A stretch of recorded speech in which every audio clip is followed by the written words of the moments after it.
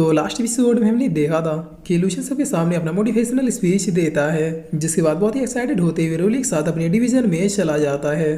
तब पीछे से सीनियर फैंक कहता है कि अरे रुक जा, हम लोग भी आ रहे हैं। और अब इधर हम देखते हैं कि लूशियन क्लब के मेंबरों ने लूशियन और रोली का एक बहुत ही बड़ा स्टैचू बनवाया था। यहाँ पर चारों तरफ भी बस पार्टी और सेलिब्रेशन का ही माहौल था, जिसमें लूशियन अब रोली से कहता है कि यहाँ पे बहुत ही शोर शराबा है, चलो बाहर से कहीं घूम के आते हैं। तब यहीं पे हम सीनियर फैंग और लीतों को देखते हैं, जहाँ पर सीनियर फैंग अब लीतों से पूछते हैं कि क्या तुम्हें सच में वो लड़की पसंद है।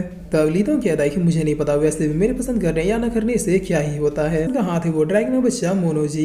डीन ने मुझसे स्पेशली कहा कि मैं इस मामले को जल्दी से खत्म कर दूं, क्योंकि एक एक करके हमारे डिसाइबल मारे जा रही है। डीन के लिए एक बहुत ही बड़ा हेडेज है। जिस पर लीतों पूछता है कि बताओ क्या करना है। तब सीनियर फैंग कहता है कि वो मोनोजी का बच्चा भागने में नंबर 1 है, लेकिन अगर तुम भी मेरा साथ दो उसे खत्म करने के लिए, तो फिर मुझे नहीं लगता कि उस मोनोजी के पास मरने के अलावा और कोई चॉइस बचेगा।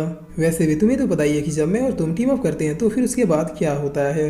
जिससे सुनकर लीतोंग बिना कोई एक्सप्रेशन दिए बहुत ही खुश हो जाता है, क्योंकि ये पहली बार था जब सीनियर फैंग अपने मिशन में लीतोंग को भी चलने के लिए कहता है। जिस पर लीतोंग भी अब स्माइल करते हुए पूछता है कि बताओ कब निकलना है।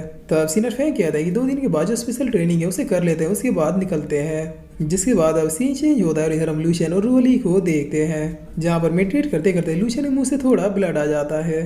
तब ये देखकर रोली लूशियन के पास आती हुई पूछती है कि क्या तुम ठीक हो। जिस पर लूशियन कहता है हाँ वो तो बस उस ब्लैक और थंडर का थोड़ा सा असर मेरे बॉडी में रह गया था। तब रोली अब ढेर सारी दवाइयों को निकालते हुए कहती है कि ये लो, ये तुम्हारी बॉडी को हील कर देंगे। जिसे देखकर लूशियन बहुत ही फनी तरीके से कहता है कि इतने सारे मेडिसिन। तब रोली कहती है हाँ ये तुम्हें पूरी तरीके से ठीक कर देंगे। जिस पर लूशियन अब एक साथ ही सारी मेडिसिन को गटक जाता है और फिर बहुत ही फनी तरीके से अपना छाती पीटते हुए इन दवाइयों को अपने गले से नीचे उतारने लगता है। तब रोली अब लूशियन से पूछती है कि आखिर तुम्हारी बॉडी में ब्लैक गॉड थंडर कैसे आया। कोई भी इंसान अगर इसे टच कर ले तो फिर वो तुरंत मारा जाता है। और फिर रोली लूशियन को पंच मारते हुए कहती है तुम 1 नंबर के गधे हो, तुम्हें ऐसा नहीं करना चाहिए था। जिस पर लूशियन कहता है कि अरे रुक जा मेरी माँ, ये बस एक एक्सीडेंट था। 9 यूज और मेरा ब्लड लिंक है, इसलिए ब्लैक और थंडर को लगा कि हम दोनों एक ही हैं, और यही वजह है कि उसने अपने लास्ट थंडर को मेरे ऊपर बरसा दिया था। मगर मैं प्रॉमिस करता हूँ कि आगे से ऐसी कोई भी जानलेवा हरकत नहीं करूंगा।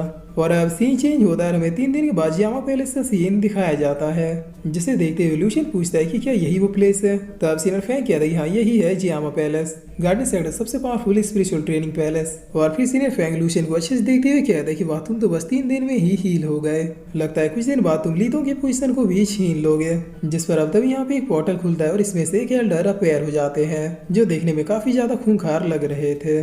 तब लीतोंग इन्हें ग्रेट करते हुए इनके बारे में सबको बताने लगते हैं कि इन्हीं का नाम एल्डर मोयो है और ये इस प्लेस के ओनर है। इसके अलावा डीन की अनुपस्थिति में गार्डियन सेट के प्रमुख एल्डर भी यही है। जिस पर लूशियन इन्हें बहुत ही गौर से देखते हुए कहता है कि इनका ऑरा इतना ज्यादा स्कैरी क्यों है।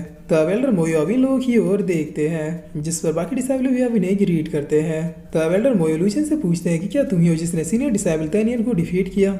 जिस पर लूशियन कहता है कि नहीं, वो तो सीनियर का बड़प्पन था कि उन्होंने मेरे खिलाफ अपने फुल पोटेंशियल का यूज नहीं किया, वरना रिजल्ट कुछ और होता। तब एल्डर मोयो कहता है कि तैनियन ने मुझे बताया था कि तुम काफी हम्बल हो, एल्डर और सीनियरों की रिस्पेक्ट करना तुम्हें बहुत ही अच्छे से आता है। मगर मैं तुम्हें एक सजेशन देना चाहूंगा कि जब भी तुम फाइट में उतरो तब सामने वाले को बस अपना एनिमी समझो। जिस पर लूशियन भी यस एल्डर कहता है। तब एल्डर मोयो सीनियर फैंग को तानी मारते हुए कहता है कि मैंने सुना कि तुम्हारा बचपना दिन प्रतिदिन बढ़ता जा रहा है, क्या तुम वही चैंग फैंग हो जिसने एक फ्रेशर होते हुए टॉप 1 की पोजीशन को अचीव कर लिया था। जिस पर सीनियर फैंग इस बात को भी मजाक में लेते हुए कहता है कि एल्डर मैं भला वो डिसाइपल कैसे हो सकता हूँ, अब तो मैं एक फ्रेशर से सीनियर बन चुका हूँ और देखिए मेरी हाइट भी कितनी बढ़ चुकी है। तब एल्डर मोयो कहते हैं कि डी ने मुझसे सही कहा था, तुम अब काफी नॉनसेंस बातें करने लगे हो। जिसके बाद एल्डर मोयो रोली की ओर देखते हुए कहता है कि तुम रोली हो राइट। तब रोली भी यस एल्डर कहती है। जिस पर एल्डर मोयो अब इसके स्वॉर्ड की ओर देखते हुए कहता है कि ये तो तुम्हारे फादर का स्वॉर्ड है। तब रोली थोड़ा शौक होते हुए कहते हैं कि क्या आप मेरे फादर को जानते थे। जिस पर एल्डर मोयो कहता है कि तुम्हारे फादर ने मेरे लिए बहुत कुछ किया है, मैं हमेशा से उनके द्वारा किए हुए एहसानों को चुकाना चाहता था, लेकिन अफसोस मुझे कभी भी मौका नहीं मिला। खैर अब इन सारी बातों को छोड़ो, चलो अब ट्रेनिंग को स्टार्ट करते हैं। हमारे 3 प्रमुख एल्डर भी यहाँ पे पहुंच चुके हैं, जिनके साथ चैंग फैंग, लीतोंग और लूशियन जाएंगे, और रोली ट्रेनिंग खुद मैं ही यहाँ पे करवाऊंगा। जिसे सुनिए सीनियर फैंग रोली को कांग्रेचुलेशन कहते हुए कहते हैं कि तुम काफी लकी हो जो खुद एल्डर मोयो तुम्हें ट्रेन कर रहे हैं। तब रोली भी thank you so much Elder कहती है। जिस पर एल्डर मोयो कहते हैं कोई बात नहीं, तुम्हारे फादर भी मेरे प्रति बहुत ही ज्यादा काइंड थे, मैं उनकी हेल्प तो नहीं कर पाया, लेकिन मुझसे जितना हो पाएगा मैं तुम्हारी हेल्प जरूर करूंगा। तब इन्हें देखकर सारे लोग अब बहुत ही शौक होते हुए कहते हैं कि ये तो वही एल्डर हैं। और अब खुद एल्डर मोयो इन्हें ग्रीट करते हुए कहता है कि लॉर्ड वीमिंग आपको देखे हुए काफी दिन हो गए। तो अब इतना सुनते सारे लोग अब बहुत ही शौक होते हुए कहते हैं कि लॉर्ड वीमिंग, इसका मतलब ये ओल्ड मैन गार्डन सेट के फाउंडर्स में से एक और कल्टीवेशन के मामले में ग्रैंड मास्टर इलम को भी अचीव करने वाले पहले पर्सन है, जिस पर एल्डर वीमिंग अब सीधे इन लोगों के सामने आ जाते हैं। तो अब ये लोग इन्हें ग्रीट करना शुरू कर देते हैं, जिस पर एल्डर वीमिंग कहता है कि मैं तुम सबसे मिल चुका हूँ राइट। वेल यहाँ पे मैं लूशियन के लिए आया, मैंने सुना है कि इसकी बॉडी में ब्लैक गॉड थंडर है। तो अब ये सुनिए सीनियर फैंग और लीथो कहते हैं कि क्या, जिस पर लूशियन कहता है हाँ एल्डर बिल्कुल सही है, मेरे बॉडी में ब्लैक गॉड थंडर के कुछ चांस अभी भी है। मैंने दरअसल उसे अपने बॉडी में ये सोचकर हाइड किया था कि एक दिन मैं इसे भी कंट्रोल कर लूंगा और इससे मेरी पावर कई गुना तक बढ़ जाएंगे। तब ये सुनिए सीनियर फैंग बहुत ही गुस्से में कहता है कि लूशियन क्या तुम पागल हो गए हो, ब्लैक और थंडर को हेवन ने स्पेशली पनिशमेंट के लिए क्रिएट किया था और रूल के हिसाब से इसे कोई भी कल्टीवेट नहीं कर सकता। मुझे तो ये सोच टेंशन हो रहा है कि तुमने इतने दिनों तक इस थंडर को अपनी बॉडी में छिपाए रखा और इसके बावजूद भी तुम बिल्कुल फाइन कैसे हो। जिस पर एल्डर वूमिंग कहता है कि किसने कहा कि ये फाइन है और ये कहकर एल्डर वूमिंग लूशियन के शोल्डर के कपड़े को फाड़ देते हैं। तब हम देखते हैं कि लूशियन का शोल्डर अब धीरे धीरे ब्लैक हो रहा था, जिसे देखकर रोली बहुत ही शौक होती हुई कहते कि लूशियन ये सब क्या है। तब एल्डर वूमिंग बताते कि ये ब्लैक गॉड थंडर का पॉइजन है जो धीरे धीरे इसकी बॉडी में फैल रहा है। ब्लैक गॉड थंडर को स्पेशली इसलिए क्रिएट किया गया था ताकि एंशिएंट और हेवनली बीस्ट अपने पावर्स को इसके सामने प्रूफ करके अपने अगले स्टेज में ट्रांसफॉर्म हो जाए। ये थंडर पावरफुल होने के साथ साथ एक बहुत ही हाईली टॉक्सिक पॉइजन को भी कंटेन करता है ताकि जो वीक है उस थंडर को टच करते ही खत्म हो जाए। वो तो शुक्र है इस लड़के का ब्लड 9 ईजी के ब्लड के साथ लिंक है, वरना जिस दिन ये उस थंडर की चपेट में आया था उसी दिन खत्म हो चुका होता। लेकिन अब चूंकि ये लड़का है तो एक इंसान है, इसीलिए ये थंडर अब धीरे धीरे इसकी बॉडी में फैलने लगा है। जिस पर रोली पूछती है कि अगर ये थंडर इसी तरह से बॉडी में फैलता रहा तो फिर क्या होगा।